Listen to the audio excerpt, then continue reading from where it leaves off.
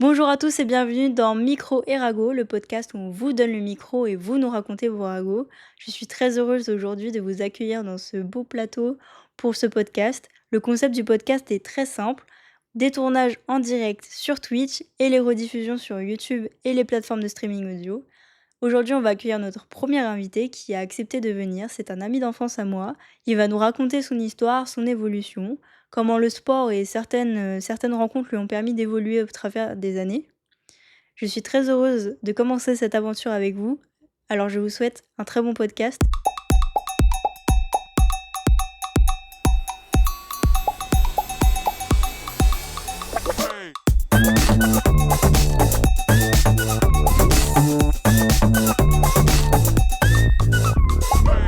Tu as fait toute ta vie dans le 91. Effectivement, ouais. Il y a eu un événement assez marquant du coup dès ta naissance, c'est clairement ta naissance, avec des petits problèmes. Est-ce que tu peux nous en parler? Alors, je vais te raconter les petits problèmes, ouais. On peut effectivement faire ça. Donc je vais retracer, bah, la petite chronologie. Moi, j'ai commencé, ma petite existence, de manière assez bousculée par une perte, assez importante. Donc, la perte de ma maman très, très peu de temps après l'accouchement. Et donc, j'ai grandi, le petit garçon a grandi seul avec son papa et encore aujourd'hui, hein, on est restés soudés. Ça a donné une relation qui est toujours très fusionnelle, très particulière par rapport à d'autres mêmes relations, voilà. À titre de comparaison, on ressent cette fusion, beaucoup d'amour et quand c'est pas de l'amour et que c'est de la colère, c'en est d'autant plus fort, d'autant plus puissant. Ouais, du coup, ça s'entrechoque, on va Ça dire. s'entrechoque, ouais. Il y a des bons et des mauvais et des moins bons côtés. Mais, est-ce que, sans forcément trop rentrer dans les détails, est-ce que tu veux bien nous enfin, qu'est-ce qui s'est passé pour que ta mère, Parte. parte? L'accouchement s'est mal passé, comme je disais, avant. On a eu un hôpital, qui a pas mis les moyens là où il devait le faire, hein, pour l'accouchement, parce que ça reste quand même, une étape très Moyens importante dans la vie d'une femme financiers? et non, les moyens, en termes de personnel. OK. Je pense qu'il y a peut-être aussi une habitude, voilà, à force de réaliser la profession, mais il faut pas oublier que c'est une étape qui est très importante. On a chaque année, beaucoup de femmes qui perdent la vie dans les 1 an suivant l'accouchement, de manière complètement naturelle. Heu, donc je pense que C'est dû à l'accompagnement l'accouchement, du coup? dû à l'accouchement, mais je pense que voilà, pour, diminuer, faciliter, cet accouchement, il y a aussi une partie, accompagnement psychologique, qui est importante avant, après et puis garder la femme, en interne pendant plus de 3 jours, comme ce qu'on fait, aujourd'hui, quoi. Oui, c'est vrai qu'on entend beaucoup parler du postpartum en ce moment. Mmh. C'est quelque chose qu'on n'en parlait pas du tout avant et qui pourtant, bouleverse littéralement, la vie des femmes. Enfin, je veux dire, il y a des femmes qui ont des pensées suicidaires, des mauvaises Mmh, pensées mmh peut-être des mh. fois par rapport à leur enfant. Hier, j'ai vu une vidéo d'une femme qui se sentait mal de pas aimer son enfant au début. Alors qu'en fait, ça arrive à tellement de femmes de juste, au début, avoir l'impression que c'est un peu un inconnu et tout ça. Et justement, C'est j'avais le pas cas. conscience que, en fait, c'est pas forcément direct que tu aimes ton enfant, Non. ça peut venir quelques jours après. Et c'est vrai que c'est peut-être pas assez médiatisé, on va dire. C'est pas assez suivi. Mais donc toi, du coup, donc t'as vécu, t'as pas beaucoup de souvenirs, je pense, enfin, Ah bah, il y pas, a il y pas a du il y a tout. même il y a même 0 souvenir, hein, il y a même Est-ce que, 0 souvenir. est-ce que chez toi, il y avait quand même, ton Une père, trace. ouais, est-ce que ton père t'avait quand même appris des choses sur ta mère? Est-ce que tu as quand même grandi J'ai avec un toujours schéma de ouais, ta mère? j'ai quand même eu, une quantité d'informations, sur ma mère. On est certes inconnus dans le sens où de ma mémoire, hein, je n'ai absolument aucun souvenir, hein, un nourrisson, il se souvient de rien. J'ai des photos, j'ai des vidéos qui sont très chères, à mes yeux parce que, forcément, quand on grandit, sans sa maman, on se questionne. On se questionne sur beaucoup d'aspects. Le simple fait d'entendre sa voix, c'est quelque chose, voilà, quand tu l'as pas entendu, tu peux pas l'imaginer et à mon adolescence, j'ai eu la chance de tomber sur des vidéos et donc ça a été une, grande découverte, pour moi, très agréable, très importante et puis, ce qui est assez drôle, c'est que cette perte ne s'est pas je ne l'ai pas ressentie étant plus jeune. Je conscientisais pas la chose, la relation que j'avais avec mon père me satisfaisait, mais bien sûr, puisque je n'avais pas connu autre chose avant, Oui, c'est ça, donc je tu me pas de suis construit, comparaison, c'est tu ça, de de tu pouvais pas comparaison. comparer, J'avais pas de la moyen de vie sans ta comparaison. mère, enfin, avec ta mère du Ouais, coup, mais c'est exactement ça. Et en grandissant, et c'est là où aussi l'observation du monde autour de soi aide. En grandissant, j'ai pris conscience de cette perte et qui se mesure dans beaucoup de domaines de ma vie, sur l'aspect relationnel, sentimental avec les filles. Ça se ressent, ça a un impact. Je me demande encore ce que ça peut apporter, une maman, mais très certainement de l'apaisement, de l'écoute, avoir là, on va partir un peu sur le cadre de la famille monoparentale. Pour moi, voilà, l'équilibre dans une famille aussi se fait à partir du moment où aussi on a les deux parents, parce que c'est deux pièces qui sont complètement essentielles du puzzle. oui, c'est des caractères différents qui n'apportent Tout pas à fait. Et les forcément deux la même apportent leur, chose.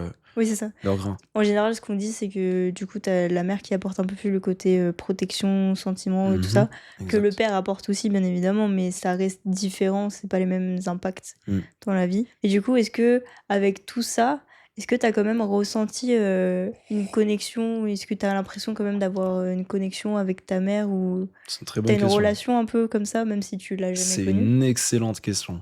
Mais t'as pas idée. Ouais, il y a quelque chose. Parce que j'ai toujours eu cette une très grosse sensibilité. J'arrive à ressentir les choses. Je ressens les gens, j'ai une grande facilité à communiquer avec les gens et que j'ai travaillé aussi dans le temps. Et petit à petit, cette sensibilité-là, j'ai appris à la comprendre et à l'utiliser à bon escient. Parce qu'on peut faire beaucoup de choses avec ça, hein. Parce que cette capacité à comprendre et à ressentir ce que les gens en ressentent, c'est moi je vois ça comme un pouvoir, quoi. Ouais, c'est vraiment Et une en force. l'occurrence, c'est ça. Et en l'occurrence, par rapport à ma maman, c'est pas un mot que j'emploie souvent. C'est vrai? Non, c'est Pourquoi? bizarre ça. Bah, le mot maman, tu vois, c'est pas. Même quand tu du coup, quand tu parles d'elle, tu dis plus, Ah, ma mais mère que je maman? parle Ah, pas tu parles d'elle. jamais d'elle? Je parle très peu d'elle. Même pas avec ton père? Si, mais rarement. Et il faut trouver les bonnes personnes pour parler de ça. Mais du coup, pour répondre à ta question d'avant, je sens, parce que peut-être on m'a éduqué avec des valeurs chrétiennes, sans jamais que je m'y investisse plus que ça. Mais voilà, je crois qu'il y a quelque chose en ce monde, et je pense que d'ailleurs ça m'aide à accepter l'idée que pas que qu'elle est décédée, mais voilà, avoir toujours en tête que peut-être, ça me coûte rien d'y croire. Et si ça existe, bah, j'ai tout gagné. Si ça n'existe pas, bah, je n'ai rien perdu. Ça m'a rapporté de l'espoir, et c'est une grande force de croire que bah, après la vie, on a quelque chose. Le simple fait d'avoir cette pensée-là, c'est comme si elle était partie, mais que quelque part, voilà, il y avait Oui, toujours elle est quand même là, enfin, c'est ça, elle est pas elle est juste là pouf dans le disparue, cœur, quoi. elle est là C'est dans ça. la tête. J'ai beaucoup de ces traits de personnalité, alors que je ne l'ai pas connu. Mais c'est assez curieux, parce que c'est pas mon père qui m'a apporté ça. Dans l'enthousiasme, dans l'optimisme, la joie de vivre, c'était vraiment quelque chose que je vois sur les vidéos quand j'étais petit. Enfin, quand, quand elle Oui, était quand jeune, du coup, tu quand oui. j'ai vu ça plus jeune, moi aussi. C'était vraiment quelque chose qui lui était propre, quoi, hein. Elle était vraiment très reconnaissable par rapport à ça. C'était la jeune qui avait nos âges, qui était très enthousiaste, très positive, très souriante, très avenante. C'est quelque chose que je ne peux pas perdre parce que ça a beaucoup de valeur. C'est J'ai peut-être fou. un petit peu digressé, Non, hein, mais pardon. c'est super intéressant ce que tu dis parce que c'est fou que malgré le fait que, bah, du coup, t'as vraiment eu 0 enfin, tu eu 0 influence de ta mère, tu tiens vraiment d'elle dans le sens où Mm, tu as vraiment cette joie de vivre. Parce que, bah, moi, je te connais vraiment au quotidien et oui, t'as mm. vraiment enfin, en fait, tu sais vivre et tu envie de vivre. Ça, c'est ce que ta mère t'a apporté, mais ton père a dû t'apporter aussi quand même des choses. Mon père m'a apporté la résilience. C'est un mot compliqué pour ceux qui savent pas. Et moi, je vois ça. Mon père m'a répété une phrase quand j'étais jeune, et qui peut encore me dire aujourd'hui: qu'est-ce que tu fais avec la colère, avec toutes les difficultés, avec toutes les problématiques auxquelles tu es confronté dans la vie? Parce que pas forcément quand tu perds ta femme, et qui avait déjà un passif très douloureux, même avant ça, parental, etc. Lorsque tu perds ta femme, bah, il faut quand même des sacrés coronesses, quoi. Il faut avoir la force, il faut le courage d'avancer et de pas laisser tomber. Parce que comme tu disais tout à Surtout, l'heure, le bébé est un inconnu au oui, c'est début. ça. Donc il faut. Elle a perdu sa femme, mais il devait gérer un enfant aussi Et c'est qu'il ne ça, c'est connaissait ça, pas aussi. Tout était nouveau et si différent. tout à fait. Et donc on parlait de résilience. Et la résilience, c'est cette capacité pour moi à construire, à avancer dans l'adversité, alors même que t'as un paquet de choses sur les épaules. Construire Tu plutôt que détruire. Moi, je Oui, vois c'est ça ça. comme Tu ça. préfères plutôt avancer avec, C'est ça. ce qui peut te permettre d'avancer que te laisser traîner en Tout à fait. arrière par ce Ouais. qui va te ralentir, en Ouais. fait. Je pense qu'à un moment, t'as une direction à prendre. T'as C'est une ça. intersection, t'as deux voies. Soit tu décides de construire avec tes problématiques, soit tu décides de détruire. Mais pour moi, détruire, c'est pas quelque chose c'est pas moral, c'est pas éthique. C'est pas un bon cheminement de vie, à mon sens, en tout cas. Et donc ça, c'est ce que ton père t'a beaucoup appris. Ça, c'est ce que mon père m'a apporté, Est-ce que par c'était l'exemple. pas... Nous, on s'est connus en primaire. Ouais. Et en primaire, je me rappelle, on avait... Enfin, t'étais un des seuls à avoir vraiment une famille monoparentale. Et qui plus est, en général, c'était plutôt la mère qui était restée, pas le père. Ah oui. Comment est-ce que toi, t'as vécu le fait d'avoir... Bah, du coup, c'était une double différence, parce que même avec ceux qui étaient comme toi, t'étais pas comme eux. Non. Comment est-ce que en primaire, enfin même après, Avec d'autres t'as familles vécu ça? monoparentales. Ouais. Bah, je vais prendre l'exemple par rapport aux familles monoparentales que je connais. Moi, je remarque une vraie différence. Alors, quand dira-t-on, voilà, il y a une égalité qui se doit entre les hommes et les femmes, et je le pense foncièrement. Mais pour moi, on a quand même l'homme et la femme, on n'est pas pareil non plus. Et on apporte chacun une chose différente. Comme tu le disais tout à l'heure, la maman va peut-être plus apporter ce côté douceur, ce côté maternel. Voilà, on prend soin de l'enfant. Et d'ailleurs, je pense que c'est plus naturel pour une femme, voilà, qui a porté l'enfant. Voilà, il y a déjà eu ce contact Oui, t'as 9 mois qui, de voilà, lien, même bébé si des fois sort tu de, sais pas vraiment sort que de, t'es de enceinte, sa mais chair, t'as hein. plus de liens. C'est ça. Que pour l'homme, voilà, c'est autre chose. Et l'homme apprend à découvrir l'enfant et à l'aimer dans le temps.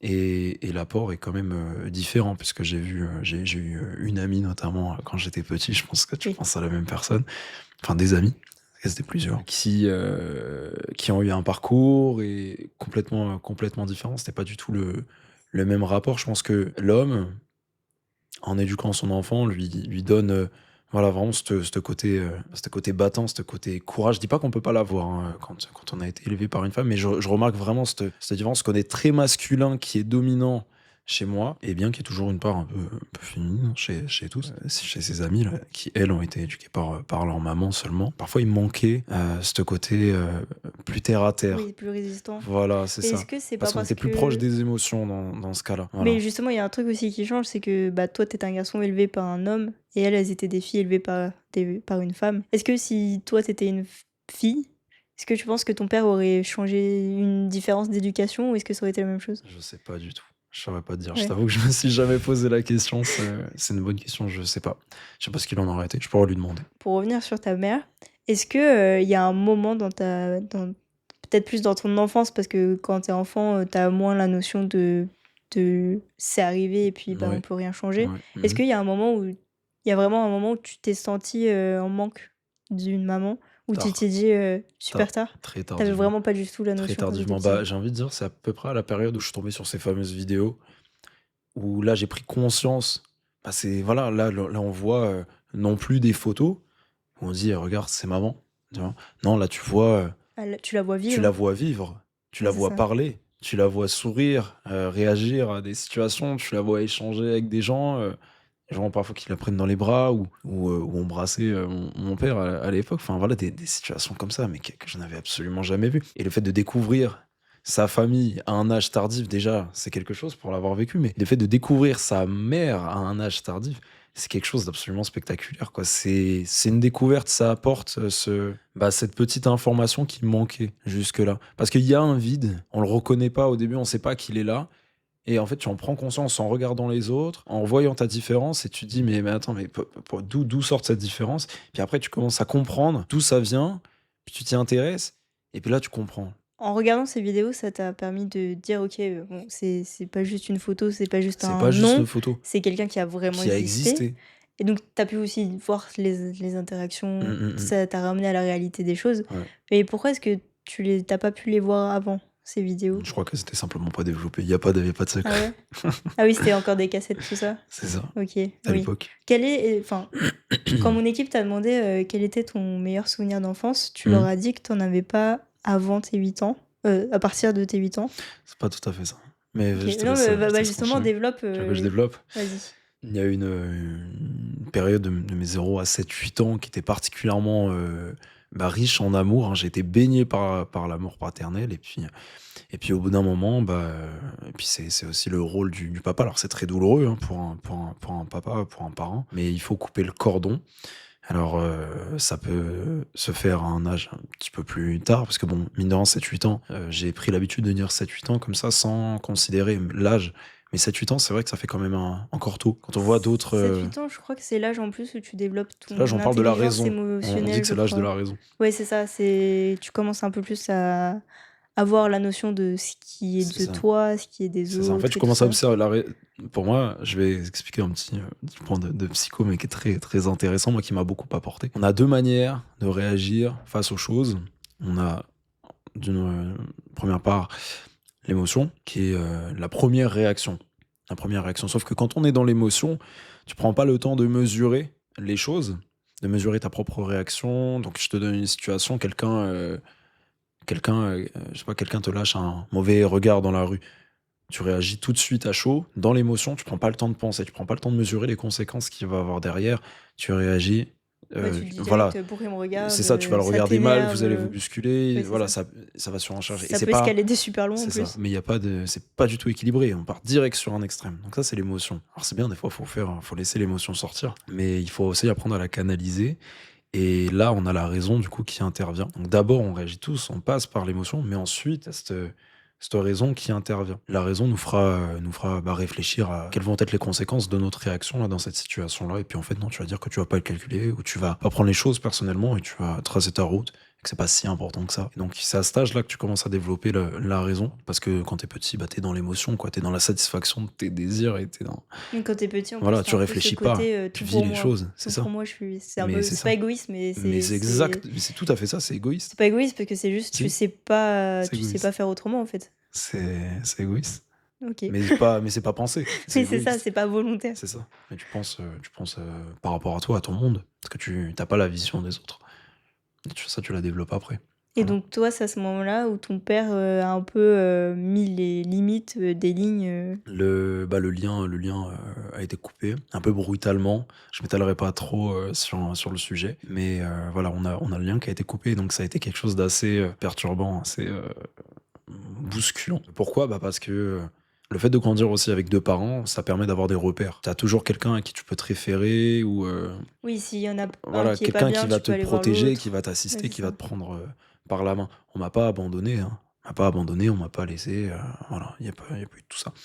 Mais c'est quand même quelque chose d'assez difficile quand tout ton monde, jusque-là, s'était construit autour d'une conception, et puis du jour au lendemain, presque, tout ce monde-là bascule et change, voilà, pour te faire prendre des responsabilités. Mais ça aussi, c'est quelque chose qui est propre aux familles monoparentales. Là, moi, dans mon cas, je suis fils unique, donc il faut, voilà, t'es dans un ménage et une personne, bah, c'est beaucoup de boulot déjà de s'occuper de soi, mais s'occuper de l'autre, s'occuper de la maison, s'occuper de plein de choses. Donc j'ai dû me responsabiliser pardon, très tôt pour que ça puisse fonctionner. Ton père, du coup, il devait aller travailler et toi, en plus, vu que t'avais pas de frères et Et c'est sœurs, ça. tu devais te gérer tout Et seul. c'est ça, apprendre à se gérer tout seul. J'ai su tirer, c'est un peu ma philosophie. Vraiment, j'ai le yin-yang, enfin le yin-yang, pardon. Il n'y a pas de yin. Le yin-yang tatoué dans le dos. Un très beau tatouage que j'ai bien pris le temps de penser.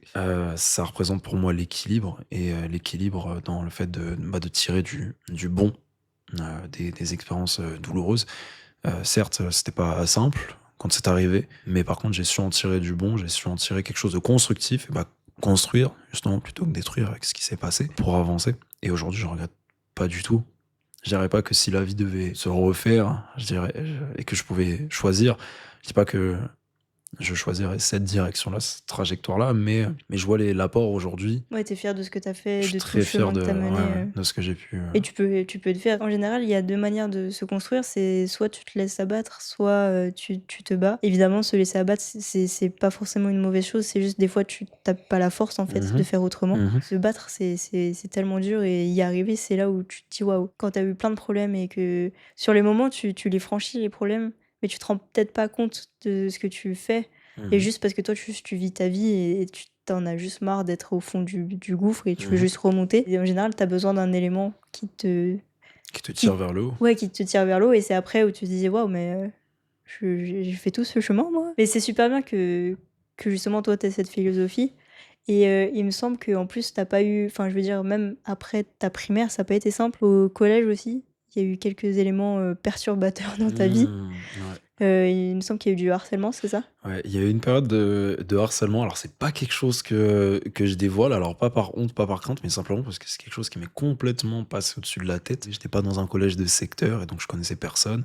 Et le collège, c'est vraiment la mauvaise période par définition. Tu changes de primaire où tout est beau, tout est Mm. rose au collège où c'est la folie. Ah, ça part dans tous les sens. bah, l'âge de la raison, tu l'as atteint et puis Ouais, c'est ça. ça commence à travailler, tout ça. Du coup, moi, j'ai fait face. Bah, déjà, j'ai découvert que bah, le monde n'était pas bienveillant, hein, par définition. C'est un peu brutal comme Et découverte en ça a été un peu général. brutal. Et donc, je me suis fait emmerder en sixième et en cinquième. J'avais du mal à trouver ma place. Se faire emmerder, là, dans le sens de, de se laisser faire, de plus avoir bah, personne pour te protéger, hein. Pas de frères, pas de sœurs, pas d'amis, puisque pas de collège de secteur. Bah, c'est là aussi où il faut se battre, hein. Et c'est là où il faut prendre sur soi. C'est pas une étape qui est simple quand tu te fais emmerder. Je pourrais pas dire même comment ça se passait, mais ouais, c'était de la peur et voilà, des jeunes là qui étaient plus grands et qui profitaient justement de leur avantage. Toi, Et du coup, c'était par des plus grands, c'est ça? bah, c'était par, notamment un gars, ouais, qui avait 1 an de plus, mais qui était dans ma classe alors qu'il a vite été, viré. Et ce gars-là, ouais, il exerçait une certaine pression, sur moi, quoi. Il avait cette Pression folie physique que ou pression mentale? pression psychologique et Psychologique, OK. qui pouvait, bah, justement, en général après sur de la pression, physique, si, je me soumettais pas, voilà. Mais j'ai assez peu de souvenirs, en vrai, de cette époque-là. Je sais que maintenant, par contre, ça a complètement changé. On va faire un petit parallèle après avec la boxe, Les on pourra peut-être en tu parler. parles de harcèlement, les harcèlements ont changé, c'est Ouais, ça? ouais, ouais. Parce qu'il y avait cette peur de se défendre, peur des représailles, peur, d'être blessé, voilà, de pas être à la hauteur. Je sais pas si c'est le bon terme, mais C'est marrant parce que enfin, c'est marrant, c'est pas du tout marrant, mais moi aussi, du coup, je me suis fait harceler, mais moi, il y avait pas de pression physique. mmh, C'était vraiment que du psychologique et déjà, j'ai mis très longtemps avant de mettre le mot harcèlement dessus. mmh, mmh. C'est, au lycée, on avait eu une formation justement sur, le harcèlement, tout ça et moi, j'étais comme ça. Je me rappelle, on était dans une salle de projection et je regardais l'écran et j'étais en mode: «Mais mais j'ai fait enfin, c'est moi ça?» Tu vois? Mais par rapport à toi, moi, il y avait vraiment pas cette pression physique et bah, déjà, c'était mes potes, donc c'était très différent Mmh. et c'est le parallèle avec ce que tu fais, le harcèlement d'aujourd'hui, moi, je commençais déjà un peu à l'avoir. Ça commençait déjà à être, sur les messages, sur internet et tout ça. Mmh. Mais du coup, Ah, ça toi empiète sur ta vie perso là, c'est bah, c'est difficile en ça. fait, c'était dur parce que du Mmh. coup, c'est le harcèlement déjà, bah, personnellement, chez moi, ça allait pas trop et en plus, le harcèlement du collège qui est censé rester au collège, toi, je pense qu'il est resté au collège? Ouais, il a été mis à la porte en enfin, ouais, on va dire en quatrième. En quatrième, j'ai coupé avec cette influence, néfaste, des autres. J'ai commencé, bah, là, à me créer justement ce cercle, bah, de potes et j'en ai gardé des amis. Dédicace à Jérôme. Jérôme, Yanis et tous les autres et le groupe, t'apporte la protection et puis, tu de la considération, donc tu as plus de valeur et tu enfin, bon, c'est comme ça au collège, du coup, hein, Comment parce que donc quand on est au collège, on a genre, je sais pas, je sais même plus, on je a sais pas, on est 11-12 ans, entre 12 donc et ouais, c'est ça, on 4 on dou 11-12, je crois. ouais. Mais donc toi, t'avais ta vie au collège à gérer, Mmh. OK, donc ça se passait mal et tu tes responsabilités en plus, À la maison, perso, à gérer. Comment ouais. tu arrives à jongler entre les 2? Je crois que je Est-ce que crois tu en parlais à ton père déjà du harcèlement? ouais, ouais, ouais, j'en parlais, mmh, mais je subissais les 2, hein, clairement, là, j'étais pas en force, c'était très lourd à porter. C'était très lourd à porter parce que, du coup, j'ai ramené, mes emmerdes de l'extérieur à la maison et lui aussi avait ses trucs à gérer. Puis toute cette colère, que je pouvais ressentir de justement de me laisser faire, de pas être capable de me protéger, de m'autosuffire dans ce sens, bah, fallait bien qu'elle se déverse quelque part.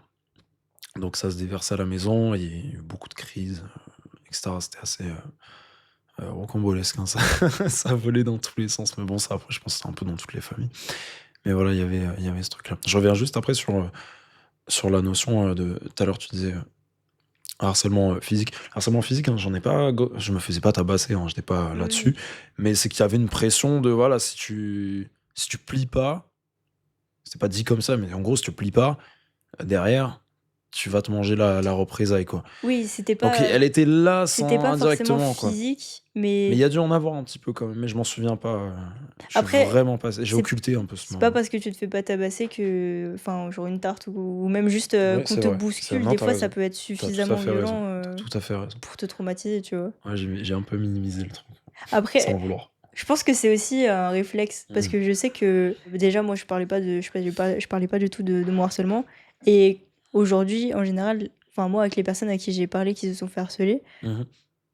on a encore tendance à minimiser le truc en mode, «Oui, OK, il s'est passé ça mais bah, c'est pas grave, il y a des gens qui ont vécu pire», tu vois? Mmh. Genre, bah oui, mais ça a impacté ta vie quand même, tu Ah vois? oui, Tu vois, on s'est créé une carapace par rapport à ça c'est ça.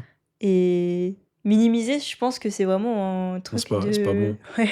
Mais alors pour j'ai envie de te répondre de 2 façons différentes et là, j'en ai oublié la deuxième, mais tu peux pas parler de tous les sujets avec tout le monde parce que, bah, il y a des gens, ils sont pas initiés. Donc ils peuvent pas, comprendre. C'est même pas de la mauvaise volonté, c'est que, bon, ils peuvent pas comprendre, ils arrivent Mais pas à concevoir le truc tu pas vécu, donc tu parce peux pas que et savoir. c'était mon deuxième point, ça m'arrange qu'ils reviennent, parce qu'ils sont pas émotionnellement investis, ils sont pas dans le truc. Ce que tu leur racontes, c'est quoi? C'est histoire de pipi caca, il m'a embêté, des trucs. Sauf que voilà, avec la récurrence au quotidien et toi en plus ça t'a suivi du coup, même à la maison, mais d'ailleurs moi aussi, mais bon toi avec, les réseaux un peu. Ouais, ouais, non, c'est pas quelque chose qui est à prendre à la rigolade et d'ailleurs là, il commence à en parler, je pense j'ai 22 ans, je suis en train de faire mon journaliste là. Mais tu sais, enfin, franchement, l'âge, ça veut rien dire parce que tu peux avoir 22 ans et avoir rien vécu, comme tu peux avoir Bah, 22 ans et en avoir vécu parler. tellement de choses. Enfin, pour moi, l'âge, ça veut vraiment rien dire, Non. hein. C'est aléatoire, c'est vraiment aléatoire. Et puis même la maturité émotionnelle, genre par exemple, tu vois, donc toi, donc t'as dit que tu t'es fait bousculer, mais ça t'a provoqué des sentiments, ça t'a provoqué des émotions qui t'ont fait grandir, surtout qu'en plus, en parallèle, t'avais à la maison. Et une personne de notre âge qui n'a pas vécu de choses, aussi fortes, peut, du coup être un peu encore entre guillemets, hein, parce que c'est pas forcément vrai, mais être dans un monde, super positif encore en mode, Mmh. «Le monde il est tout beau, il est tout rose», alors que derrière il y a des gens qui ont vécu tellement pire C'est déjà, ça. à plus jeune, tu vois? Donc ouais, l'âge ça veut enfin tu peux dire ce que tu veux, même si tu as 22 ans, c'est pas grave. Mmh. Mais attends, je vais rebondir avec un truc, que je trouve intéressant. Alors peut-être là, on va me prendre un peu pour un hippie là dans ce que je vais dire. Bon, c'est mon côté un peu, spirituel, tout ça, mais récemment là, je parlais avec une amie, bah, justement de cette différence un peu, d'âge, qui a le double de mon âge. OK. Et on en est venu à, bah, beaucoup on a beaucoup, beaucoup échangé et puis, de toute façon, en fait, je me suis toujours, moi, senti plus, à l'aise avec des adultes, bah, qui rencontraient des problématiques que moi je rencontrais plus tôt. Donc voilà, il y avait ce truc-là. Donc là, on s'est vus, récemment et puis on parlait de cette différence. Elle m'a dit qu'elle a compris ça en parlant avec moi. Cette différence entre, bah, tu vois la personne, son âge, ça te met un frein. Ça te met un frein dans le voilà, comment est-ce que tu l'estimes d'une certaine façon? C'est bon, elle a que 22 ans. Elle en a 45 ou autre. Mais je pense qu'il faut bien différencier, voilà, l'âge du corps. Physiquement parlant, j'ai 22 ans, peut-être un peu plus. Et l'âge que tu as, dans ton âme, dans ton esprit, dans ton expérience. Parce qu'en fait, c'est ça, c'est que les 2 sont corrélés et bien souvent, on dit que, bah, tu prends de la maturité avec l'âge parce que, bah, tu grandis et donc plus tu grandis, plus tu accumules de l'expérience. Mais en fait, c'est ça le dénominateur commun, tu vois? C'est l'expérience, c'est ça le truc. Sauf que l'expérience, tu pas obligé de l'acquérir en prenant 30 ans. Tu peux avoir vécu 10, 12, 15 ans, avoir vécu, nettement plus ou alors des choses, émotionnellement très impactantes que d'autres personnes vont découvrir à 30, 35, 40, voilà. Mais ça me fait penser à la phrase, «Tu trop jeune pour comprendre». Et c'est ça, t'es trop jeune Je pour déteste comprendre. cette phrase Ouais, parce que c'est une ça veut phrase rien de dire. gros refoulé, ça, je Ça suis veut rien désolé, dire. ça veut rien dire. T'es trop non, t'es trop et tu trop âgé et tu tiens encore des propos très puérils. Moi, je suis pas d'accord avec ces mots-là. Après le collège, Mmh. après, le lycée, tout ça, déjà, est-ce que le lycée, ça s'est mieux passé? Le lycée, ça s'est nettement mieux passé, ouais. Ça a commencé à se lisser. Et je sais pas si on avait prévu de parler un petit peu de la boxe, des sports. Mmh. Je pense qu'on peut faire une bonne transition là-dessus parce que une grosse étape boxe, qui s'est faite à partir du lycée justement. J'étais en train de parler, tout ce qui est harcèlement, réussir à s'affirmer en tant que personne, réussir à se protéger, à prendre soin de soi, se défendre. Je pratique les sports de combat depuis mes, 7-8 ans à peu près, donc à la période où, ça a commencé à partir un petit peu en live. La boxe, ça a été une 2e école. C'est vraiment le terme là en plus que je viens de penser il y a 3-4 jours. Parce que t'as l'école scolaire et t'avais l'école art martial, t'avais l'école Kim Dieu, là où j'étais à Épineux Sénart, avec de très très très bons professeurs, très bons enseignants, c'est des maîtres, hein, c'est des tueurs à gages, incroyable.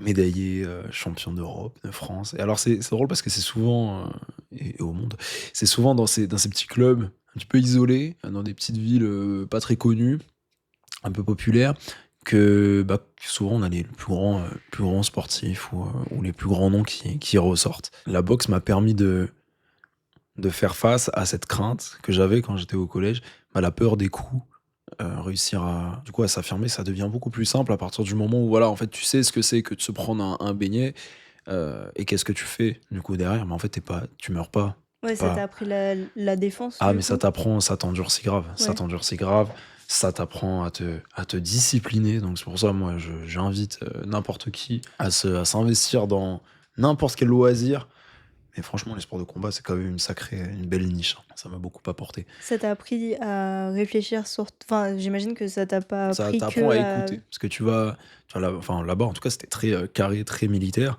mais il y a que en suivant un petit peu cette voie aussi que tu pouvais, derrière, obtenir les fruits d'un travail, puisque si tu sans arrêt dispersé, ça marche pas. Donc tu y vas, t'écoutes, tu fais ce qu'on te dit de faire, tu pratiques, tu t'investis, tu donnes de ta personne, t'es avec les autres, t'es en communauté, donc c'est top. Tu en partages tous, le même truc. Chacun vient sur un ring pour des raisons différentes.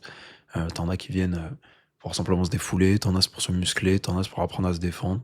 Voilà, mais en tout cas, on se retrouve tous avec, au même lieu, au même endroit, quoi. est-ce que ça t'a permis aussi de peut-être gagner en confiance en toi? Ah mais total, total. Bah, justement, c'est ça, hein, cette construction, elle s'est faite, là-dessus. Non, la boxe, c'est quelque chose de spectaculaire. Même encore aujourd'hui, c'est quelque chose qui me suit et ça a été plus qu'une école, ça a été vraiment un exutoire et ça l'est toujours et de toute façon, maintenant, c'est le sport de manière générale.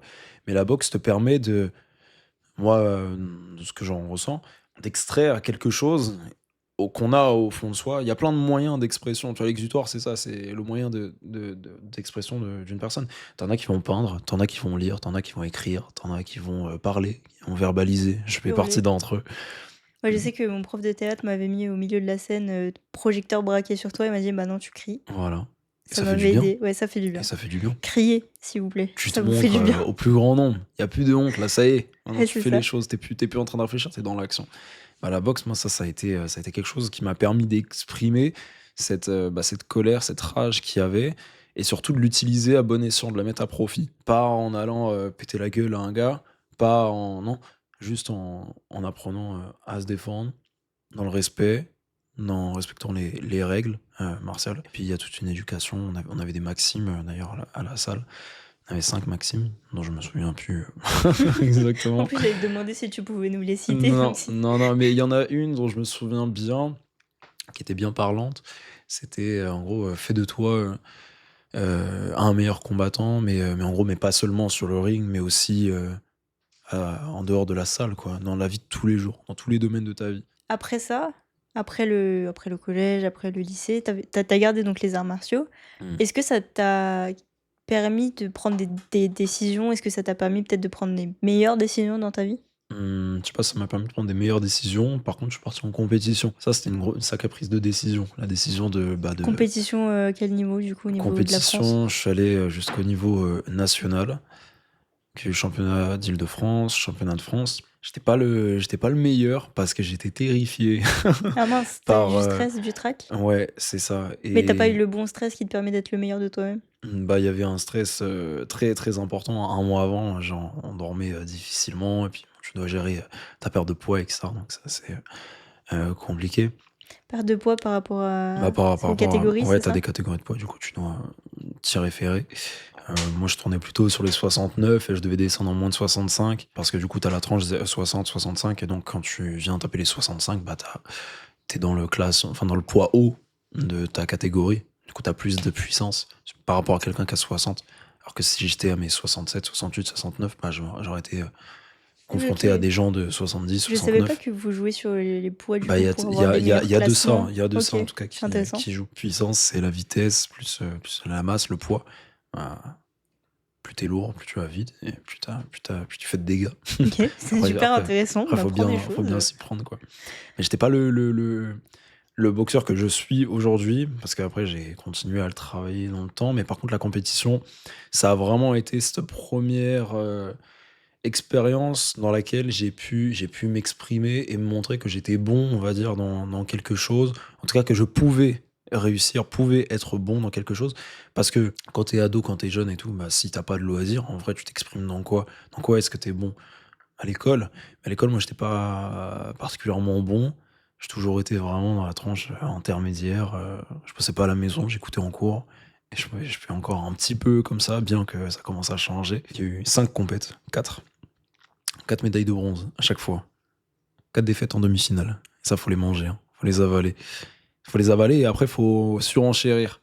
Oui, parce qu'il Parce faut pas que. abandonner. Ah, mais parce que t'as envie d'abandonner, t'as envie de tout lâcher, t'es fatigué, t'es épuisé. Mais t'apprends plus en un combat de compétition que tu apprends en 3 5 6 mois d'entraînement. Parce que là, c'est la concrétisation. Là, t'es sur le ring devant tout le monde. C'est toi et l'autre contre lui. On est 4 sur le ring. Ah vous 4. êtes c'est quoi? C'est T'as pas compris la ah oui, métaphore. pardon. C'est toi et toi-même et l'autre et lui-même, C'est c'est ça, ça? on est OK. 4 sur le ring. OK, On ouais. se bastonne et avec l'autre et avec soi-même. Oui, du Parce coup, qu'il faut tout donner. et ton adversaire, du coup, il fait la même chose? T'es là pour tout cartonner. Ouais. Y a plus de, t'es plus le gentil, tout ça. Non, là, tu passes en mode automatique. Là, ça y est, c'est parti. Et là, tu mets en exercice tout ce que t'as fait, tout ce que t'as travaillé pendant tout ce temps. Finalement, je me suis accroché et il y a eu ce championnat d'Île-de-France juste avant le Covid, là, en 2020, je crois que c'était en février, où il y a eu cette médaille d'or. Alors, c'était que sur un seul combat, mais j'ai quand même été la chercher. J'avais perdu 4 ou 5 kilos, je crois, en 5 jours. J'avais rien mangé parce que j'étais trop au niveau du poids, je m'étais pas du tout pris à l'avance, je m'étais pas préparé. Le jour même, j'étais complètement naze, complètement explosé. Mais bon, c'est quand même allé et ça l'a fait. Et là, enfin, c'était quelque chose auquel je ne croyais pas. Mais enfin, là, j'étais le meilleur que je voulais être. À Tu ce dû moment- être fier, d'avoir la médaille d'or. Ton père était venu te voir ou pas pendant ton combat? Mon père était venu me voir, ouais. Donc là, on est à peu près à quelle année? Donc on est avant le Covid, Ouais, on est genre fin 18 ans lycée, tout à peu près, ça. ouais. Qu'est-ce que tu as fait, niveau études? Parce que tu nous as dit que du coup, tu étais pas très études. Tu as fait quoi après tes études? Après, on est passé sur une nouvelle étape. J'ai mon bac, année Covid. Je pense que si on n'avait pas eu ce changement de calcul pour l'obtention du bac, parce qu'il y a eu le confinement, et donc ça s'était basé sur le contrôle continu avec nos Ouais, résultats scolaires, sur tout les ça. moyennes de toute l'année et C'est ça, pas, et c'est voilà. là qu'on a maudit les professeurs qui nous disaient: «Oui, bah, moi je vous note sévère, mais C'est ça, vous exactement. verrez après, ils seront plus gentils avec vous». Exactement. Moi, ça m'a plutôt arrangé, parce que n'ayant pas révisé de toute l'année, bon, et puis on arrivait à l'échéance, ça y est, j'allais pas l'avoir, quoi. Moi, là, je le sais pertinemment. Donc, je l'ai obtenu. On a eu le Covid. Covid, bah, du coup, fermeture des salles de sport. Là, non, étant donné que j'avais fait les Îles-de-France, que j'étais en médaille d'or, j'étais qualifié pour les championnats de France, du coup, ça ne s'est pas fait. Ça a vraiment marqué une coupure sportivement parlant, puisque je suis plus retourné dans le club dans lequel j'étais. Ça faisait plus de 10 ans que j'y étais. Donc voilà, il était temps peut-être aussi pour moi de changer. J'ai un petit parallèle boxe, hein, mais j'ai appris à travailler ma boxe d'une nouvelle manière, puisque sur 10 ans à peu près, c'était de la boxe Cadré? organisée, Ouais. cadrée, voilà, par les cours, par les profs. Et j'ai commencé à la travailler, moi, à ma façon, à partir du moment où voilà, il y avait plus de cours, donc j'ai commencé à boxer tout seul, boxer en extérieur, aller faire mon sport dehors, courir, tout ça, me préparer, m'entretenir. Voilà, là, on n'est plus, c'est pas tu y vas le jeudi, le mardi ou le samedi matin. Non, là, c'est vraiment, tu fais ou tu fais pas, quoi. Il y a personne pour te driver, quoi. Oui, c'est à toi de Donc tu prendre les vas. décisions, Ouais, si ouais, tu ouais, bouges pas les fesses, personne c'est va te ça. taper derrière, quoi. Et là, j'ai commencé à travailler d'une autre manière, c'est-à-dire par rapport à comment moi est-ce que je sentais mon corps, comment est-ce que Je commençais à penser la boxe, je me dis: «Ah, si je fais ça comme ça, OK, il va avoir telle réaction», tout ça. Alors c'est pas parfait, ça l'est jamais, mais j'ai un bien meilleur niveau que ce que j'avais, à l'époque, parce que j'ai continué après de m'entraîner un peu en autodidacte, quoi. Tu regardes des vidéos sur internet ou tu fais Je juste toi tout regardais, seul? je regardais. Ouais. Enfin, je suis pas perdu là-dessus, quoi. Bah, comme j'ai grandi avec ça, en fait, j'arrive à m'auto-motiver, où j'ai déjà la discipline qu'il faut, donc je fais, comme ça, comme je le sens. Et donc il y a eu, cette toute petite reprise des cours. Donc j'avais 18 piges, 17-18 ans. Donc j'avais le bac, les écoles ont ouvertes, fin du deuxième confinement, je crois. Et donc je commence une licence éco-gestion. Pourquoi? Parce que j'avais fait un bac ES éco-social. Bon, je savais pas du tout dans quoi j'allais m'investir, je savais pas du tout. L'école n'avait plus de sens, hein. Mais bon, j'y allais parce que fallait continuer. Parce que Ça n'avait plus de sens, pourquoi? Tu savais pas ce que ça tu avait plus de voulais sens faire ou parce tu voulais juste que, pas y aller? alors de 1, je savais pas ce que je voulais faire, donc pourquoi m'investir dans des études alors que je ne sais pas ce que je veux faire? Donc ça n'avait absolument aucun sens. Mais comme la direction, la trajectoire, elle est un peu, guidée, socialement, c'est, bah, voilà, tu veux réussir, tu fais des études, tu fais des études, tu fais des études. Donc Oui et en fait, tu puis c t'investis, tu donnes de ton temps, de ton énergie pour quelque chose dans lequel tu es toi-même paumé. Moi, je vois ça, c'est un non-sens total. Ça sert à rien. J'ai décidé de quitter, la licence, éco-gestion au bout de 2 mois. Pas de préavis, rien du tout. Je suis parti. J'ai dit, «Voilà, on arrête les conneries, maintenant on va le chercher ce sens». Et donc je suis rentré dans ce process-là, 3 ans, enfin 2 ans et demi, 3 ans de recherche de sens. Et donc là, je suis rentré dans le monde, professionnel. Donc le service civique, je m'engage, pendant c'est pour les 18, non, 16-25 ans, mais la majorité des missions, c'est 18-25 ans. C'est des contrats, je crois, entre 6 et 12 mois, il me semble, avec un petit, salaire, 500 et quelques euros. Mais ça te permet déjà de faire un premier pas et d'être quasiment sûr d'intégrer une structure, puisque tu es vraiment là en appui, on te donne des petits boulots, etc. Donc ça te permet de découvrir un peu le monde du travail. Moi, ça s'est fait par ce biais-là. Donc j'ai pris ce qu'il y avait, pas très, enfin, si, plutôt éloigné, hein, quand t'as pas la voiture, à 35-40 minutes de chez moi, en vélo. Il y avait un poste en admission frais de séjour, donc c'est beaucoup d'administratif. Moi, j'étais une pile électrique et je suis toujours administratif de base, c'était pas trop fait pour moi. Mais bon, ça a été une première découverte, professionnelle, j'ai pas chipoté. La difficulté, c'était pas particulièrement le travail. La difficulté, là, c'était de se déplacer chaque jour. Parce que bon, faut les faire, hein, quand même, hein, chaque jour. Donc il y avait 4 jours dans la semaine, c'était du lundi au jeudi. Je vois que l'administratif, du coup, c'est pas fait pour moi. Là, le sens, il commence à venir, commence à se créer, tout début. Donc je vois que l'administratif, c'est pas fait pour moi et qu'il me faudrait quand même plutôt un métier manuel ou plus terrain, ce genre de choses. Un truc où tu es pas bloqué au C'est bureau, ça, pendant 24 heures, enfin exactement. 24 heures j'abuse, mais Je suis pas fait pour rester le juste, cul, taper sur sur un une chaise, ordi, ouais, c'est non, ça. c'est pas possible pour moi. C'est Non, pas non. fait, pour tout le monde, hein. C'est C'est pas pas fait fait pour pour tout le tout le monde. monde. Je pense qu'il y a un tempérament, calme, qui va pour le bureau. Je pense, hein. C'est mon regard. J'arrive à la fin de mon contrat en août 2021 et un tout petit peu de temps avant, je postule, au service militaire volontaire à Brétigny-sur-Orge. Donc, on a un régiment là-bas. Pourquoi? Cette envie de changer déjà complètement de cadre, hein, voir un peu ce côté manuel et puis surtout découvrir le monde militaire et puis du coup ce qu'il avait à m'offrir, sortir du cocon familial et cetera. Je me souviens d'un papier que j'avais noté avant de l'intégrer, où je m'étais noté mes attentes. Parce que voilà, mes rêves étaient, voilà, là j'avais pris la décision en commençant le boulot, bah, de prendre mon envol, de prendre ma vie en main, de foncer, de bombarder plein gaz et de plus m'arrêter. C'était plus l'école, c'est plus la société, moi, qui me disait: «Vas-y, maintenant tu fais ça comme ça». C'est Jérémy maintenant qui décide. Ouais, tu Et voulais être maître de ta vie et pas juste te faire et c'est guider ça, par c'est les ça, traits c'est de la ça, société. c'est ça.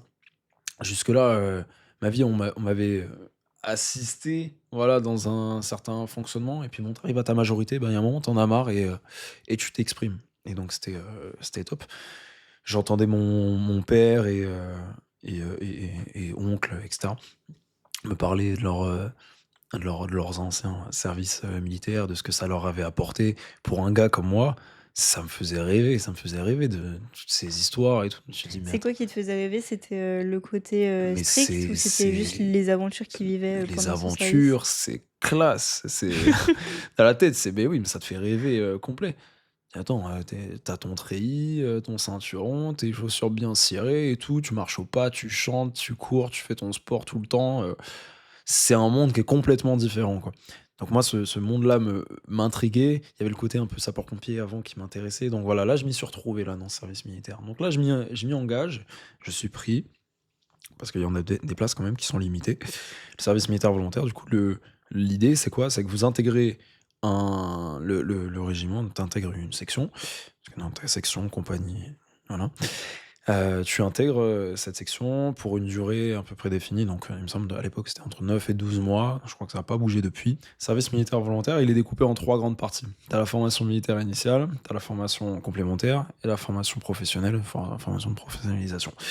La formation militaire initiale pour moi était la plus riche parce qu'elle m'offrait vraiment ce que j'étais venu, chercher et trouver, à l'armée, c'est-à-dire voilà cette prépondérance, militaire, on acquiert tous les codes, Ouais, tu heu, voulais vraiment venir, chercher mais le c'est cadre, ça, voilà. militaire? L'exercice, l'ordre, la tenue, la rigueur, voilà, tout ça était compacté à ce moment-là. À la fin de cette formation militaire initiale, on passe des tests écrits et on passe des tests, physiques et pratiques, de localisation, savoir se géoloc, par rapport au soleil, par rapport à tout ça, bref, tout plein de choses.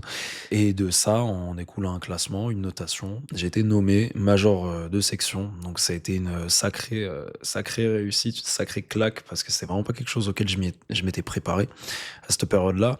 Quand mon adjudant était passé, dans la salle et sur 2 jours, nous a annoncé, les noms en partant du 30e jusqu'au 1er. Ah oui, vous avez vraiment eu un Ah oui, décompte, oui, oui, oui, il du nous a fait plus un nul, décompte, enfin du plus nul non, il nous a mais fait kiffer, du début à la fin. Mais quelle claque est-ce que ça a été quand, je voyais mon nom ne pas être, donné, quand il descendait, on passe de 30 à 25, de 25 à 20, de 20 à 15, je suis dans le top 10. Bizarre. J'ai pas eu l'habitude d'être à ce point bon, dans ma vie. Je savais que j'étais dans les bons, mais pas pas là dans où les j'en ai meilleurs. été. C'est ça. On arrive au top 5, toujours pas Jérémy. On arrive au top 3, toujours pas Jérémy. J'ai dit: «Mais c'est pas possible, ça va être l'autre, c'est lui ou c'est elle». Et ben non, on arrive au top 2 et puis, bah, c'était moi. Alors là, il y a eu une explosion de bonheur, de joie, de se sentir: «Mais en fait, ça y est, tu es bon, tu es le 1er, tu été le meilleur». Même si on n'y croit pas et bah, ce que ça a généré en moi, c'est une sensation d'accomplissement, mais tellement fort, tellement puissante et vraiment, j'espère de tout cœur que n'importe qui pourra ressentir ce truc-là dans sa vie parce que c'est un super, moteur, c'est un super carburant Ouais, t'as eu qui te enfin la récompense que et c'est t'attends ça, c'est que ça, peut-être t'attendais depuis qui te super donne longtemps, envie quoi, d'aller reproduire après, de et de redonner de nouveau continuer. cet investissement. Ça t'encourage à t'investir, à bloc. Après cette étape-là, tu donc ça c'était ce service militaire, Mmh. c'était vraiment une grosse étape de ta vie qui a Ouais. marqué un tournant. Après ça, donc tu nous as dit que tu avais une porte ouverte, à Disneyland, c'est ça? Je sais pas si je l'ai dit, mais ouais, ouais, donc on a le service militaire volontaire et le but après on te propose un contrat, professionnel avec une entreprise, donc normalement ça dure 9 à 12 mois et donc après, bah, tu en sors avec un contrat, proposé à la clé. Moi, le contrat, il était fait, j'étais dans la filière Disney, donc il était fait avec, l'entreprise, Disneyland, Paris, en tant que vendeur polyvalent et au bout de 7 mois, on m'a proposé un contrat au lieu de 9, donc je suis parti bien en avance. J'intègre, Disney Paris, j'arrive dans l'hôtel Sequoia Lodge, donc un hôtel 3 étoiles et autant dire que Disneyland Paris, ça a été une expérience, mais tout aussi enrichissante que l'armée a pu l'être, dans le sens où, mais c'est une spectaculaire, superbe école, quoi. Ouais, du coup, ça continue un peu le Ouais, du coup, fil ouais, de ouais. l'apprentissage que tu avais commencé à C'est bien avoir, ça, ouais. et là-bas, tu fais une rencontre qui a un peu tout changé, c'est ça? On peut dire ça, ouais.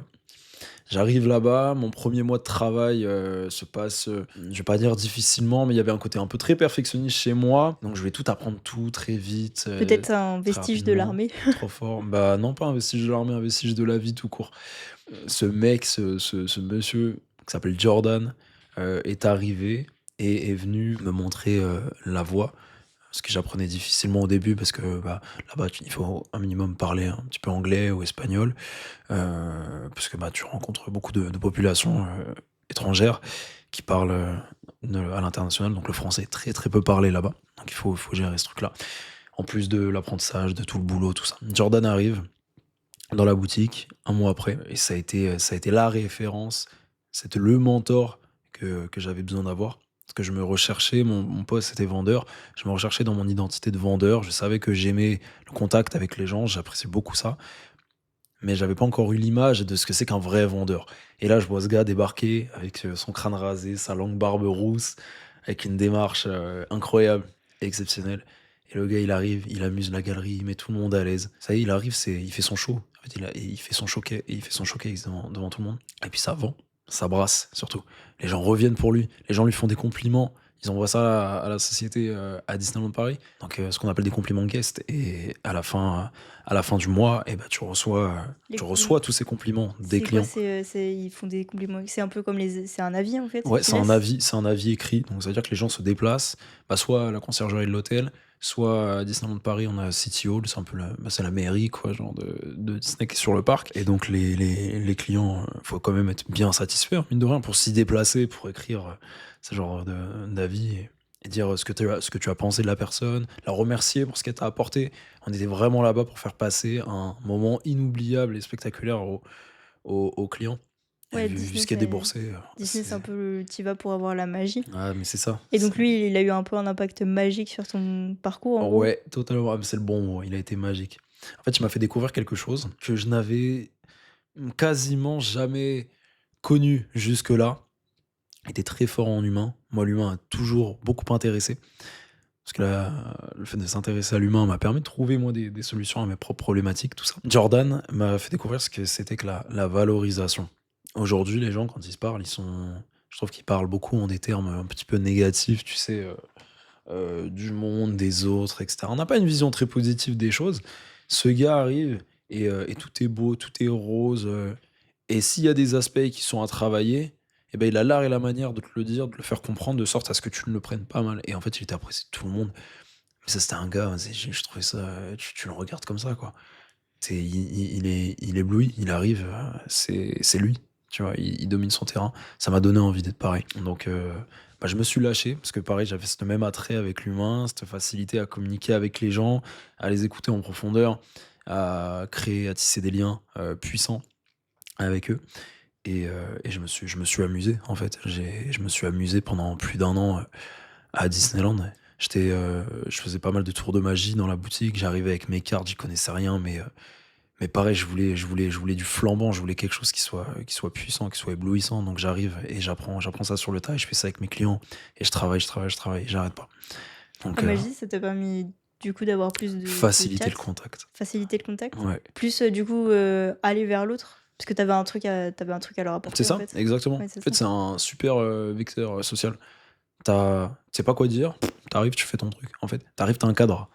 Et personne va te dire non, ou presque. Tu vois, c'est un moment sympa. Maintenant, je vais au bar, je vais avec mes amis, on sort. Voilà, j'ai toujours ces petits trucs en réserve, carte, pas carte, des pailles, une bague, un truc. J'ai toujours un petit truc pour amuser. Ça permet de créer le contact facilement avec les gens. Et je m'étais prouvé que voilà, je pouvais être très bon dans ce que je faisais. Et puis, bah, le fait d'amuser un peu aussi la galerie à mon tour, ça m'a permis d'être en concurrence, de mettre en concurrence Jordan, qui était mon idole, tu Ouais, vois. c'était un peu ton mentor et puis surtout vu qu'il t'a permis de t'analyser toi-même, Et oui, t'es un peu l'élève qui veut dépasser le c'est maître. exactement ça. C'est exactement ça. Donc, ouais, ouais, franchement, pour ça, Joe, si jamais tu m'écoutes un jour, je t'enverrai le podcast. Merci. T'as assuré. C'est un peu devenu une passion pour toi après ça, d'avoir voilà, l'introspection, l'analyse des gens et tout Ça a ça? toujours été là. C'est toujours été là? Ouais, ça a toujours été là. Bah, je te disais juste avant, en fait, c'est le fait de bien comprendre les autres. En fait, déjà, pour moi, l'une des grandes bases aujourd'hui, si tu veux que ta vie se passe bien, pour moi, il y a pas quelque chose de plus important que se connaître soi-même. C'est primordial pour moi, c'est essentiel pour bien vivre. Parce que tu apprends tes mécanismes, tu apprends bah, comment est-ce que tu fonctionnes, où sont tes failles, où sont tes vulnérabilités, qu'est-ce que je fais avec, est-ce que je les accepte, est-ce que je suis en confrontation avec elles, Qu'est-ce que quels tu sont mes points veux? forts, qu'est-ce que je veux pas, qu'est-ce que j'aime, qu'est-ce que je n'aime pas faire.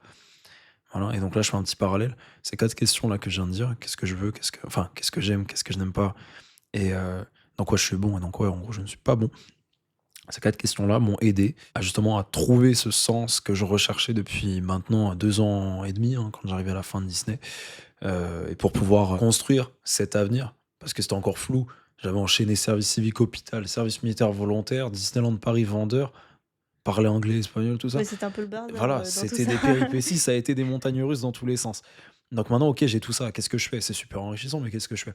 J'ai eu la chance de rencontrer et c'est là où le contact avec les gens est hyper important parce que j'avais cette soif de connaître, le monde, en fait, tel qu'il m'entourait. De un parce qu'il m'apportait des réponses à mes questions, mais plus que ça, il m'a permis de trouver ma voie, en tout cas celle que j'ai trouvée aujourd'hui. Parce que, bah, si tu restes dans ton petit îlot, dans ta zone de confort, c'est sûr, hein, c'est pas facile quand tu parles aux gens et cetera, bah, tu t'exposes. Tu t'exposes à la critique, tu t'exposes à tout plein de choses, mais Mais c'est mais ça c'est me fait pas peur c'est pas simple de se mettre un peu à nu face au monde, et c'est ça, c'est ça. c'est dur de se dévoiler parce que tu sais pas comment ça peut Bravo, retomber, tu sais ouais, pas comment ça peut être réutilisé contre toi, puis il faut mmh, savoir choisir les bons mots, tu peux pas tout dire dans le c'est ça. bon c'est très compliqué, l'exposition, Choisir les bons mots et les bonnes s'ouvrir. personnes. C'est ça et Je pense que je puis peux le parler de bon moment tout avec aussi. les bonnes personnes. Je peux parler de tout plus ou moins avec les bonnes personnes, voilà. Ouais, je vulgarise un peu Oui, le truc. oui, bien sûr. Je vulgarise un peu Et le truc. tu beaucoup analyser les gens Mmh. et on m'a dit à l'oreillette que ta devise, serait liberté, égalité et fraternité. Et ah bon? Tu pas au courant apparemment. Absolument pas. Mais moi, c'est ce qu'on m'a écrit, liberté, égalité, Mais what fraternité. the mais c'est quoi ça? C'est du ChatGPT ça? Kenrick, tu es convoqué. Ah le fou! Mais en plus, tu as vraiment lu ça? Mais genre, mais à quel moment ça te vient pas à l'esprit? Mais c'est une connerie, gars! J'ai écrit le truc et je me suis dit je vais changer après, donc je mets ça, le temps que j'aille la chercher, je mets liberté, égalité, fraternité, je vais me rappeler qu'il faut le changer, tu vois. Sauf qu'entre-temps, elle a copié-collé la version, donc elle a pas la modif. Ah non! Mais oh là là, c'est ma devise ma devise, on m'a posé la question avant tournage. Genre j'en ai plein, mais celle que je l'ai sortie comme ça sur un coup de tête, hein. C'est que, la vie est un jeu et pour être bon dans ce jeu, mais il faut bien se connaître. Voilà, vous pouvez applaudir si vous voulez. Mettez des applaudissements en commentaire. Dans ta devise, du coup, il y a le mot, il y a le fait de jouer un peu, De jeu, avec bah tout oui. ça. Donc on a préparé un petit, quiz, un petit vrai ou faux, avec OK, justement des analyses humaines vas-y et fonce. tu vas devoir me dire si c'est vrai ou OK, faux et il y a la OK, petite explication OK, derrière. OK. Je suis chaud. OK, donc on va commencer. Donc là, par contre, je vais devoir regarder mon téléphone pour lire les questions, je les ai Vas-y, pas en tête. je t'en prie. OK, donc vrai ou faux, le bien-être dépend de sa situation familiale, seul ou en couple, et cetera. Y a pas le «en partie»? Oui, moi je dis oui. Eh ben, c'est vrai. Donc Ah! les familles, avec enfants sont en moyenne plus heureuses que les personnes seules ou en famille monoparentale. Vrai ou faux, un élève sur 50 subit du harcèlement scolaire? Ouais, Eh ben, c'est faux, c'est 1/5. 1/5. Ça fait beaucoup. J'étais choquée moi aussi de la stat, mais ouais, 1/5. Vrai ou faux, la tranche d'âge la plus impactée par le harcèlement scolaire se trouve en école primaire? Non. C'est vrai, 63 des écoliers contre 32 des collégiens et 22 des lycéens. 32 des collégiens. Oui, après je pense Je sais pas qui c'est le qu'il y a sociologue qui a écrit ça. il y a beaucoup de le Non, je problème, sais c'est pas, que mais quand tu es en primaire, tu en parles parce que tes parents te sont habitués. Au collège, ouais, tu te renfermes plus sur toi-même. Donc peut-être que tu le dis pas aussi, c'est ouais, ça le truc. Vrai ou faux? Les relations sociales ont un impact direct sur notre santé physique. oui, C'est effectivement vrai. L'isolement social peut provoquer des maladies cardiovasculaires, oui, dépression, et cetera. Oui, tu valides. d'office. La durée moyenne d'attention d'un adulte en travaillant avant distraction est de 15 minutes. Je crois que si tu me poses la question, c'est que c'est un oui, mais j'ai envie de te dire non. Eh ben, c'est non, Ouais. effectivement. C'est 3 minutes, encore pire que ce qu'on pourrait penser, surtout dans les milieux du numérique. Vrai ou faux, lors d'une première rencontre, il faut en moyenne 45 secondes pour se faire une première impression de quelqu'un. À fond. C'est faux, Oui, tu vas dire 1 minute. 7 secondes. Ah ouais! Ouais, c'est super En rapide. fait, je t'ai dit oui, pas enfin oui, dans le principe, C'est le mais début, pas dans ouais, la c'est ça. durée, quoi. Oui, après tu Voilà, peux toujours ouais, te faire ça des ça va vite, c'est 45 secondes, 7 secondes, c'est compris dedans, quoi. oui. Vrai ou faux, la confiance en soi commence à se construire à ses 14 ans en moyenne? Non. Tu dirais combien à peu près? Mais avant? Je sais Donne-nous pas. des chiffres. J'ai des chiffres. Je sais pas, tu en as, toi? Moi j'ai la vraie info du coup. Et tu aurais dit est-ce que la réponse t'a surprise? Ouais, beaucoup, Beaucoup? ouais. Trop jeune? C'est super tôt, ouais. Il y a une C'est à partir de il y 2 a ans. ouais. OK. Moi, j'étais choquée déjà, je pensais pas, mais donc c'est vrai à partir de 2 ans, des premières interactions avec les figures d'attachement, donc père, mère, grands-parents et tout OK. ça, c'est ça qui crée, du coup, tu confiance en soi. Si quand t'es petit, ton papa, il te dit: «Bravo, t'es super, bravo, t'es trop fort», tu content. Mais si tu grandis avec, ton papa ou ta maman qui te dit, «Bah, tu une merde», tu vas grandir avec l'idée que t'es une merde, tu vois? J'ai pas compté les points parce qu'on Tu veux que je s'en te fasse fiche des points. un petit, cours, psycho? Si tu veux. OK, parce que là, tu me disais, Rapide, hein, mais ouais, ouais, vas-y. ouais, très rapide. En psycho, vous avez 2 effets, on appelle ça l'effet Pygmalion et l'effet Golem. L'effet Golem, pour donner un cas, bah, tu répètes à quelqu'un, tu le papa ou la maman, tu vois, qui répète à son gamin qu'il est mauvais, qu'il réussira jamais, tu vois, en fait, tu down, tu baisses la personne, tu la minimises. Naturellement parlant, ses capacités vont tendre vers, vers la baisse, quoi, en fait, hein. Ouais, il va se minimiser tout seul. Exactement, c'est ça, en fait, il va adopter ce comportement-là. Alors que, bah, comme Jordan, par exemple, a pu le faire avec moi, l'effet Pygmalion, tu es dans cette valorisation de l'autre, du coup, tu lui permets d'y croire et tu lui permets, bah, tu le tires vers le haut, hein. Donc tu le permets d'atteindre les sommets qu'il a envie d'aller chérir, quoi.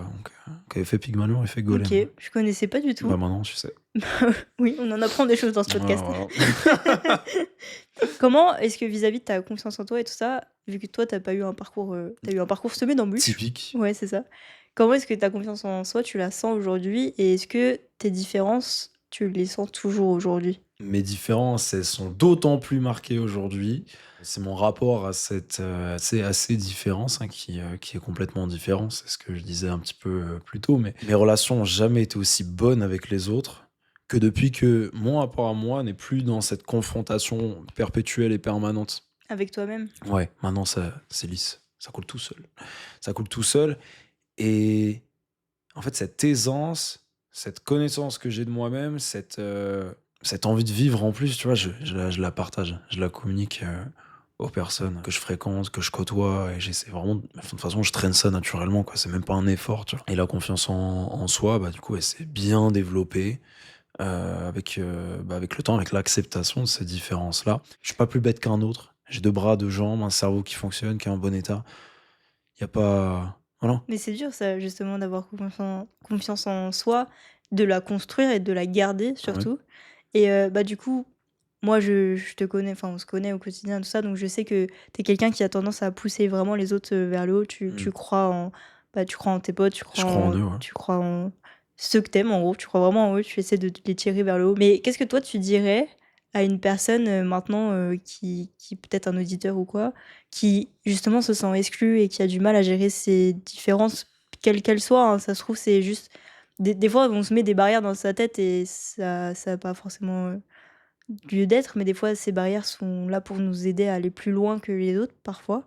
Qu'est-ce que tu dirais, toi, à quelqu'un qui peut-être au petit Jérémy ou Je sais ce que j'allais dire, qui était ouais, dans ma situation à l'époque. Je pense que je le prendrais dans mes bras et je lui dirais: «Gars, ça va aller, quoi. Tu vas gérer, tu vas gérer. On te l'a peut-être pas dit, tu le sais pas encore, mais tu vas dominer ce marché. Tu vas tout terminer. Donne-toi les moyens. Il faut que tu y crois avant les autres. Donne-toi les moyens d'y croire. Fais les efforts qu'il faut pour. Ne te ne t'exclus pas, quoi. Tu es là, tu existes, en fait. Tu as tout autant de capacités que les autres. Je vois pas pourquoi il y en a qui y arrivent et pourquoi toi tu ne pourrais pas. Qu'est-ce qu'ils ont de plus? Peut-être des fois c'est un timing, il a lancé son business, machin, tout ça. Non, c'est du courage, c'est du courage. C'est de l'envie de réussir, c'est l'envie de vivre qui émane, tu vois, on l'a tous ce truc-là. Mais ce truc-là, il faut l'entretenir, il faut le faire vivre, il faut le laisser parler. Il faut pas lésigner sur les efforts. Donnez-vous les moyens et vous allez y arriver. Donne-toi les moyens, tu y arriveras. Ça, j'ai aucun doute là-dessus. Parce que moi, c'est ce qui s'est passé. Les doutes ont toujours été là, les doutes vont pas s'effacer. Il y aura de la peur, tu vas avoir mal, tu vas tomber. Des fois, tu seras peut-être même KO, mais tu vas te relever, tu vas te battre, tu ne vas pas bomber le torse abandonner? et tu vas y aller. Et tu vas y arriver. Et dans tous les cas, faut pas viser là tout de suite la médaille. Moi, la médaille d'or, je l'ai eu au bout de la 5e. Il y a eu 4 défaites, 4 échecs. Mais tirez le bon de ces expériences-là et vous allez y arriver. La vie, c'est pas 0 à 1. Il y a 100 marches avant d'y arriver. Et il y a des expériences enfin, c'est même pas des expériences, mais il y a des domaines de ta vie qui nécessiteront plus que 100 marches. Mais chaque jour, un jour à la fois, tu avances. Un jour à la fois. On n'a que 24 heures dans une journée. Tu vois, on peut pas tout faire, on peut pas tout gérer.